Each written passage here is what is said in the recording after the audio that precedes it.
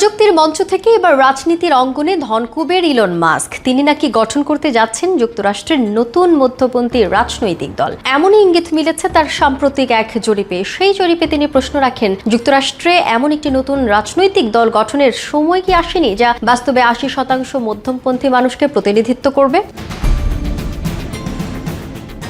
জানা যায়, সম্প্রতি সামাজিক যোগাযোগ মাধ্যম এক্সে ২২ কোটি অনুসারীর উদ্দেশ্যে মাস্ক এই জরিপ চালিয়েছেন। জরিপে ব্যাপক সাড়া মেলে। মাস্কের দাবি ৮০% উত্তরদাতা তার প্রস্তাবের পক্ষে মত দিয়েছেন। এরপরে তিনি আরেকটি পোস্টে লেখেন, এটাই নিয়তি, অর্থাৎ এটাই যেন তার ভবিষ্যৎ। মাস্কের এক অনুসারী প্রস্তাব করেন নতুন দলের নাম হতে পারে আমেরিকা পার্টি। এই প্রস্তাবের সমর্থন জানান মাস্ক, কারণ নামটি তার রাজনৈতিক সহযোগী সংগঠন আমেরিকা প্যাকের সঙ্গে সাদৃশ্যপূর্ণ। মাস্কের এই সংগঠনটি ২০২৪ সালের নির্বাচনে ট্রাম্প ও রিপাবলিকানদের পক্ষে $২৩৯ মিলিয়ন ব্যয় করেছিল।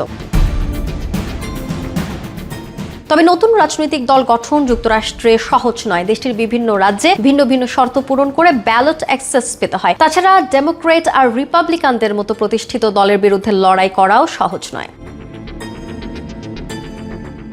মাস্ক আরেক পোস্টে ইঙ্গিত দেন, বিদ্যমান কোনো বড় দলকে ভেতর থেকে সংস্কার করা যেতে পারে। উত্তরে তার অনুসারীরাও সমর্থন জানান। তবে মাস্ক কি আসলেই রিপাবলিকান পার্টির সমর্থন ত্যাগ করতে যাচ্ছেন, নাকি এটা কেবল একটি কৌশলগত চাপ প্রয়োগ, তা এখনো স্পষ্ট নয়।